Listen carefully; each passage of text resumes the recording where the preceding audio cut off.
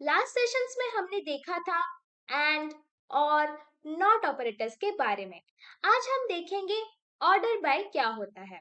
तो आप सब लोग ने सुना ही होगा असेंडिंग ऑर्डर और डिसेंडिंग ऑर्डर के बारे में।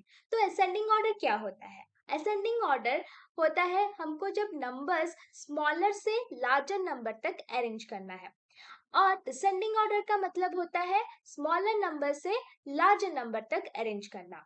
तो आप सब ने ये बचपन से ही सुना है असेंडिंग ऑर्डर और डिसेंडिंग ऑर्डर क्या होता है। लेकिन अगर आपके पास लार्ज डेटा है और उसको असेंडिंग ऑर्डर और डिसेंडिंग ऑर्डर में अरेंज करना है, तो आप कैसे अरेंज करेंगे? अगर आपके पास स्मॉल डेटाज है आप अरेंज कर सकते हैं मैन्युअली, लेकिन अगर लार्ज डेटाज हैं तो कैसे अरेंज करेंगे? तो आपको एसक्यूएल कमांड लिखना पड़ेगा उसके लिए। तो चलिए कैसे लिख सकते हैं SQL command order by use करके। आप ऑर्डर बाय कमांड तब यूज करेंगे जब आपको कोई भी न्यूमेरिक वैल्यू जो कि कॉलम में प्रेजेंट होगा उसको असेंडिंग या फिर डिसेंडिंग ऑर्डर में अरेंज करना हो। तो आप अपना सिंटैक्स लिखेंगे सिलेक्ट, कॉलम्स का नेम चूज कर दीजिएगा जिस कॉलम्स को आप चूज करना चाहते हैं अपने हिसाब से। फ्रॉम टेबल का नेम दे दीजिएगा जिस टेबल से आप कॉलम्स को सिलेक्ट कर रहे हैं। फिर उसके बाद ऑर्डर बाय कॉलम्स का नेम दे दीजिएगा जिसमें कि आपके न्यूमेरिक वैल्यूज है और उसको असेंडिंग या फिर डिसेंडिंग ऑर्डर में अरेंज करना है। तो आप लिखेंगे जैसे कि एम्प्लॉय आईडी जो है वो एक न्यूमेरिक वैल्यू कंटेन करता है उसके रोज में, और सैलरी में उसका न्यूमेरिक वैल्यूज है। तो इसीलिए आप एम्प्लॉय आईडी या फिर सैलरी का नाम दे सकते हैं इन कॉलम्स में। तो फिर उसके बाद असेंडिंग लिखेंगे या फिर डिसेंडिंग लिखेंगे, आप जिस ऑर्डर में अरेंज करना चाहते हैं। फिर सेमीकोलन देके कमांड को क्लोज कर दीजिएगा। क्या आप एसक्यूएल ऑर्डर बाय कीवर्ड को सिर्फ और सिर्फ न्यूमेरिक डेटा टाइप कॉलम में ही लगा सकते हैं या फिर स्ट्रिंग डेटा टाइप कॉलम में भी लगा सकते हैं? ये हम जानेंगे इस वीडियो के लास्ट में। आप वीडियो को आधे में मत छोड़िएगा, जरूर पूरा वीडियो को देखिएगा ये जानने के लिए कि आप स्ट्रिंग डेटा टाइप में भी यूज कर सकते हैं कि नहीं ऑर्डर बाय कीवर्ड को। सो फॉर एग्जाम्पल हमारे पास यहाँ पे एम्प्लॉय टेबल है और उस टेबल में सैलरी करके एक कॉलम है और उसको हम अरेंज करेंगे ऑर्डर बाय स्टेटमेंट देके। तो हम लिखेंगे सिलेक्ट, स्टार का मतलब ऑल कॉलम्स को सिलेक्ट करना है from employ table, order by salary लिखा है। यहाँ पे असेंडिंग या फिर डिसेंडिंग ऑर्डर आप अगर मेंशन नहीं करते हैं तो बाय डिफॉल्ट असेंडिंग ऑर्डर में आपका जो सैलरी कॉलम है वो अरेंज हो जाएगा। तो चलिए वर्कबेंच में देखते हैं कि कैसे हमारा सैलरी जो कॉलम है अरेंज होता है। अगर आप एम्प्लॉय टेबल में जाके देखें तो हमारे कुछ न्यूमेरिक वैल्यूज है कुछ कॉलम्स में, जैसे कि एम्प्लॉय आईडी में न्यूमेरिक वैल्यूज है, सैलरी में न्यूमेरिक वैल्यूज है, एज में न्यूमेरिक वैल्यूज है, कॉन्टैक्ट नंबर में न्यूमेरिक वैल्यूज है। तो हम क्या करेंगे, सैलरी को अरेंज करेंगे असेंडिंग या फिर डिसेंडिंग ऑर्डर में। तो हम पहले देख लेते हैं select star from employ statement, उसके बाद लिखेंगे ऑर्डर बाय।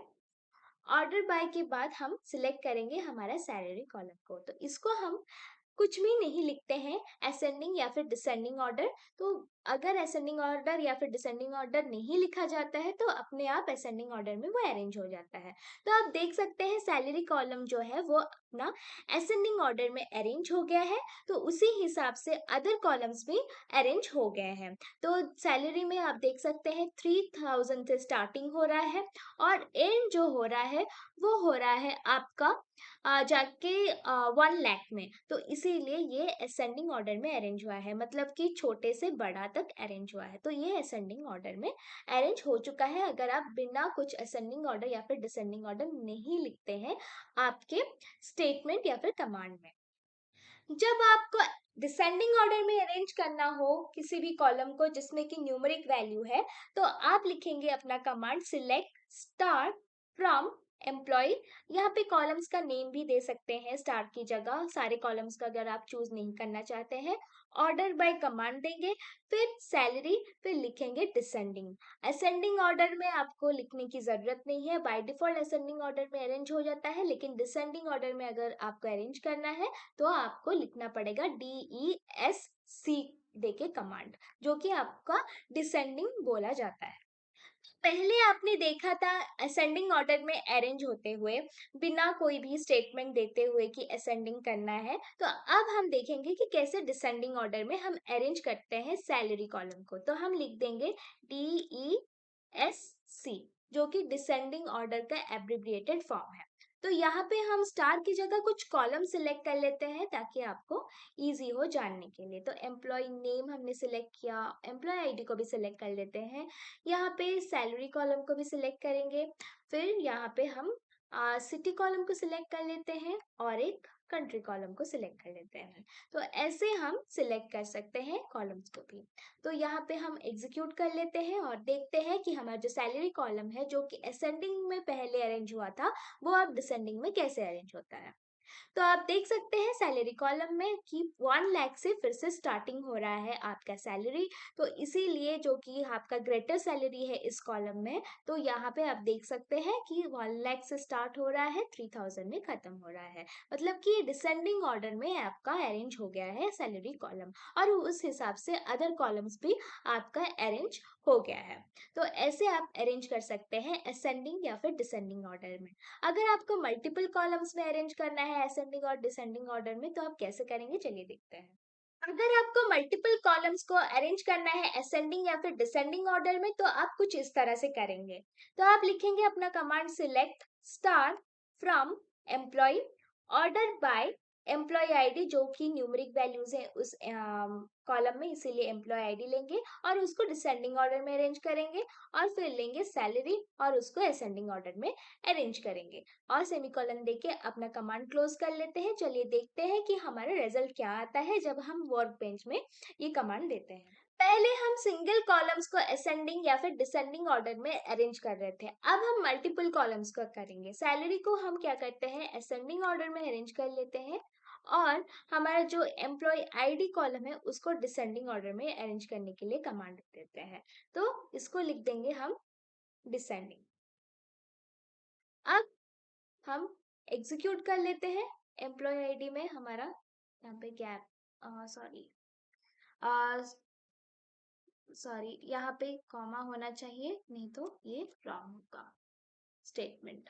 तो यहाँ पे आप देख सकते हैं कि हमारा जो सैलरी कॉलम है वो असेंडिंग ऑर्डर में अरेंज हो चुका है, लेकिन एम्प्लॉय आईडी जो है वो हमारा डिसेंडिंग ऑर्डर या फिर असेंडिंग ऑर्डर में, दोनों ही ऑर्डर में अरेंज नहीं हुआ, सैलरी के हिसाब से अरेंज हुआ है। क्योंकि सैलरी यहाँ पे पहले लिखा हुआ है, तो इसीलिए शायद वो पहले सैलरी को असेंडिंग ऑर्डर में अरेंज कर रहा है। तो चलिए पहले हम क्या करते हैं, रख लेते हैं एम्प्लॉय आईडी को, फिर उसके बाद हम यहाँ पे लिखेंगे अपना सैलरी कॉलम को ले लेते हैं और वहां पे लिख देते हैं असेंड। तो चलिए देखते हैं, और यहाँ पे कॉमा नहीं देंगे तो फिर ये गलत स्टेटमेंट हो जाएगा, तो कॉमा दे दीजिए और इसे एग्जीक्यूट कीजिए। तो आप देख सकते हैं कि एम्प्लॉय आईडी जो है वो डिसेंडिंग ऑर्डर में अरेंज हो गया, और सैलरी जो है वो किसी भी ऑर्डर में अरेंज नहीं हुआ। तो अगर आप पहला जो कमांड देंगे वही उसी हिसाब से अरेंज होगा, अगर दो न्यूमेरिक वैल्यूज को आप ले रहे हैं और उसको असेंडिंग ऑर्डर या फिर डिसेंडिंग ऑर्डर में अरेंज करने की कोशिश कर रहे हैं। तो पहले हम क्या कर रहे थे, मल्टीपल कॉलम्स को ले रहे थे लेकिन दोनों ही न्यूमेरिक डेटा टाइप थे। अब एक लेंगे हम स्ट्रिंग डेटा टाइप। अब सिटी को अरेंज करेंगे हम डिसेंडिंग के हिसाब से, और हमारा जो सैलरी है उसको असेंडिंग के हिसाब से अरेंज करते हैं। चलिए देखते हैं कौन सा अरेंज होता है। तो आप इसको एग्जीक्यूट कीजिए। तो आप देख सकते हैं सिटी कॉलम में कि सिटी जो है वो डिसेंडिंग ऑर्डर में अरेंज हो गया है। मतलब कि टी से शुरू हो रहा है, इसका मतलब वो डिसेंडिंग ऑर्डर से, मैंने बड़े नंबर से लेके छोटा नंबर तक। जैसे कि आप जाते हैं टी जो है वो लास्ट में आता है आपके लेटर्स में, तो वहां से शुरू हो रहा है, तो उसका जो न्यूमेरिक वैल्यू है वो क्या है वो आप बताएंगे कमेंट सेक्शन में, इसीलिए वो डिसेंडिंग ऑर्डर में शुरू हो रहा है। और सैलरी जो है आप देख सकते हैं, सैलरी जो है वो सिटी के हिसाब से अरेंज हुआ है। तो आप अगर चाहें तो स्ट्रिंग डेटा टाइप को भी आप डिसेंडिंग या फिर असेंडिंग ऑर्डर में अरेंज कर सकते हैं एसक्यूएल कमांड देके।